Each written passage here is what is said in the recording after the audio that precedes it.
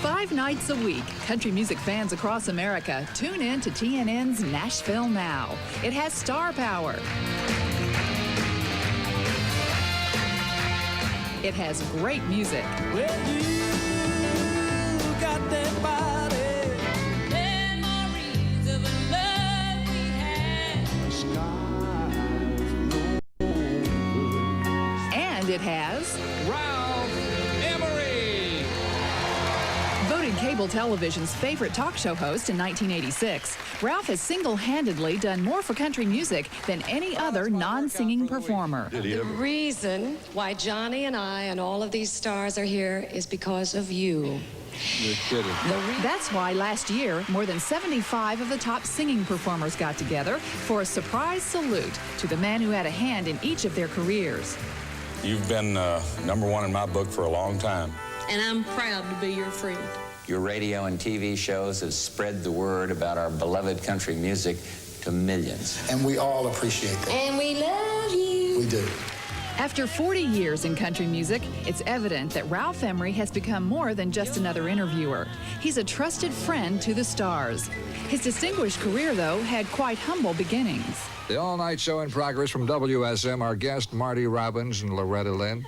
In 1957, as a rookie disc jockey, Ralph was hired to host the all-night show on country music's powerhouse station, WSM. The show reached 38 states, and because of Ralph's open-door policy, country music's greatest stars and stars-to-be dropped by at all hours for impromptu music and conversation. Loretta, what's happening over there in the corner? You feel like singing one more song if Marty can play the piano? All right, can you play something real country? For 15 years, Ralph shared the microphone with the likes of Willie Nelson, a young Tanya Tucker, and countless others who were to become important artists in country music. And Ralph became somewhat of a celebrity himself. In 1960, he married country star Skeeter Davis, a union that ended bitterly 4 years later. During that same time, Ralph himself made it onto the country music charts. Hello, fool. Look around. We're the Walls. In 1961, he went to #4 with Hello Fool, an answer song to Farron Young's monster hit, Hello Walls. But Ralph's interviewing skills won out, landing him on national television. He hosted the syndicated Pop Goes the Country in the late 70s and Nashville Alive on WTBS in the early 80s. Then, in March of 1983, he stepped behind the desk of Nashville Now. Good morning and welcome to our show. But that's just the tip of the iceberg. Since 1963, Ralph has hosted an early morning TV show in Nashville on WSMV.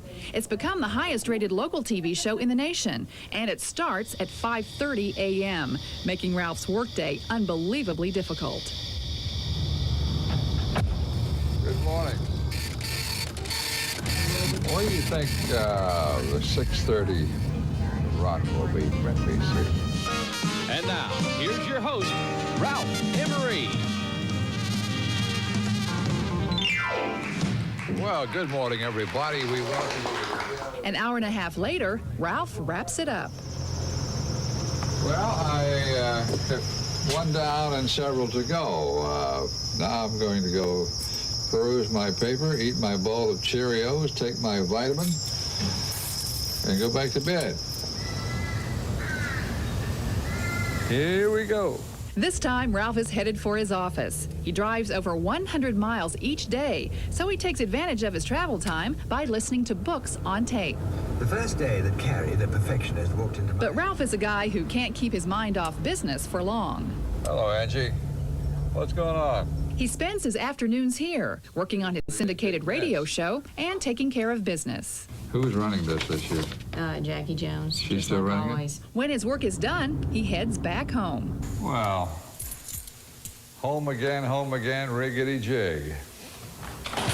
A few hours later, it's on to the Nashville Network. Yeah, this business is made up of hair, makeup, and hauling your clothes around.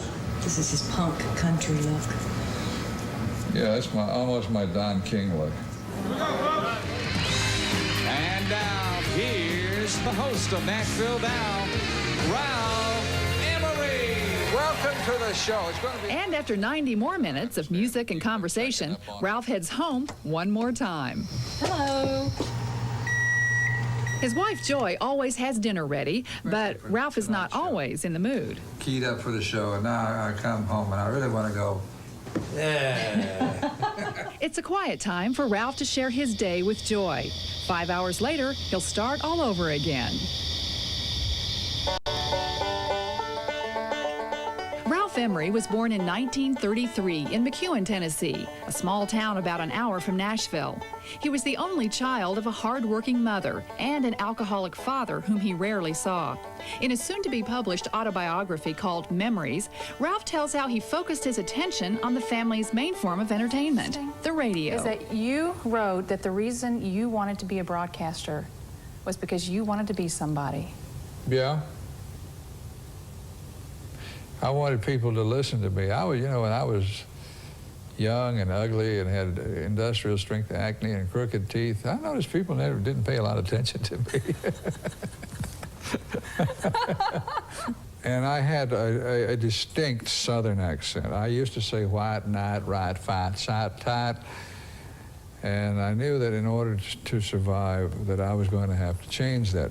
Because I told a few of my friends I was going to be a broadcaster, and they looked at me like I had lost my mind. From what you're saying, it sounds like you had a really low self-concept. Oh, I did. You had a very difficult early life. Your childhood was not fun. Your father was an alcoholic. You never saw him. What kind of scars did that leave? He was just really weird. He was an unfortunate man in that he had a talent. He had a great talent for numbers. He was an accountant. And very early in his 20s, he jumped into the bottle and stayed there and blew his talent. And he became sort of the town drunk in my hometown. And then he would wander. We wouldn't see him for years, just wander all over around the country. So my memories of any togetherness are almost nil. And he is almost like a stranger to me. In the book, you paint a portrait of yourself as being quite a lonely little boy. I was sort of left on my own most of the time. And yeah, I was. I hate to be lonely. That's a terrible feeling. And I mean, I'm sympathetic with people who are lonely. You know, when I used to play records all night, I talked to a lot of lonely people. I was a voice. I was up, and they would be, I could tell they would be in a room somewhere by themselves and lonely. And I talked to a lot of those people. In our interviews with people, with the country music stars, they talk an awful lot about their addictions to alcohol and pills. And I had never heard that about you until you admitted it in the book, that you had the same problem. I did. In the 60s in Nashville, I hate to say everybody took pills, but almost everybody did. And I'm not justifying my taking them by saying, well, shucks, everybody took them. But it was a way of life for a lot of people. I got hooked on them because I was playing records all night, and I started a new television show on Channel 4 in Nashville in the morning, and so I was coming right off of an all-night record shift and on to television for an hour. And boy, I was tired. And a friend of mine said, hey, I can help you. So he gave me what we used to call an old yeller. It was a little yellow pill. I would take about 6 of those things a night. 6 a night? Yeah, at my peak. Then coming off was the toughest. That's really tough. Coming off. You want a pill so bad. I can identify with people trying to come off drugs. It's hard. You reach the point where you do almost anything to get a pill if you're out.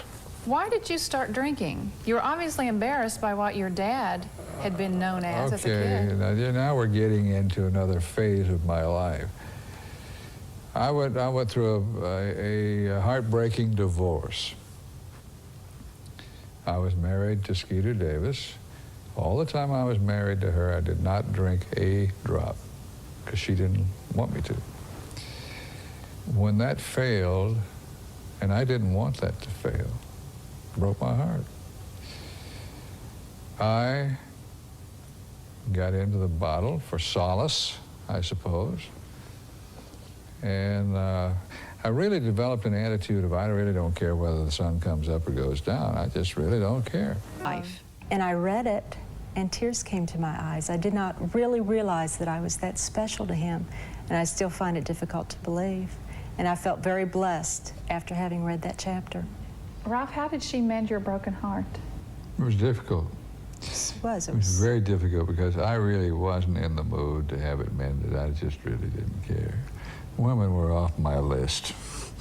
And I think by caring as much as she did, she was a constant caregiver. She tried very hard. And I felt like, I really felt like a horse's patoot at times because I treated her rather miserably. And did he? There are things that I do remember that were not I wasn't, too positive. I don't know why she liked me. I really wasn't Mr. Charm.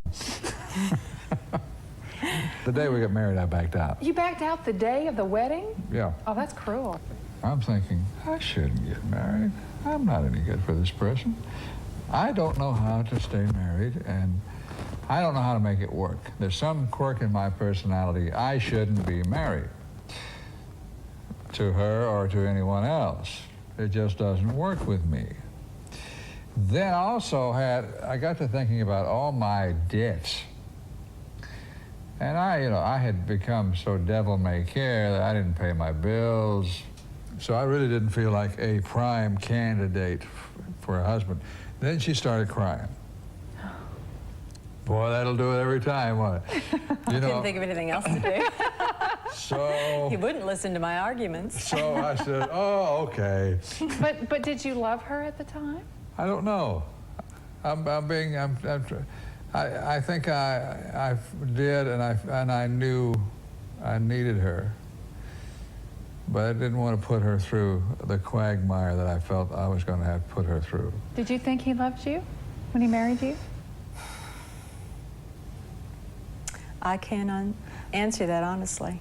Quite frankly, I think that it was probably many years after we married that he actually felt that he loved me. Boy, that's a risk, isn't it? Yes. But I knew that I was obstinate enough and persistent enough. I've often felt that persistence is my best quality.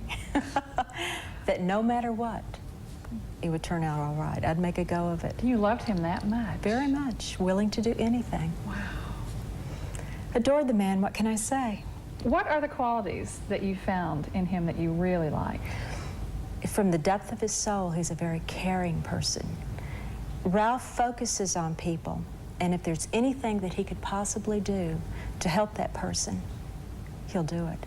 And I think that one quality in his intelligence, extremely intelligent. He's like a sponge. He wants to soak up everything around him. I love that. Do you see those qualities in yourself? Are we talking about the same guy? Ralph is two totally different people. I fell in love with the private Ralph Emery. I didn't even know the public Ralph Emery. In fact, I don't like to go with him when he works because he becomes remote and he becomes centered on his work, and it's almost like he becomes a different person. When he's at home, the minute he walks in the door, it's love and kisses and his eyes light up and he's bye, Ralph. And that's... Joy once said to me, she once said to me at some function where I was working, she said, you're so focused, I'm afraid to come up to you for fear you won't know my name. Is it possible to even describe your life in one sentence? Interesting. Interesting and a challenge. And how would you describe the marriage? Probably the same way. Interesting and a great challenge.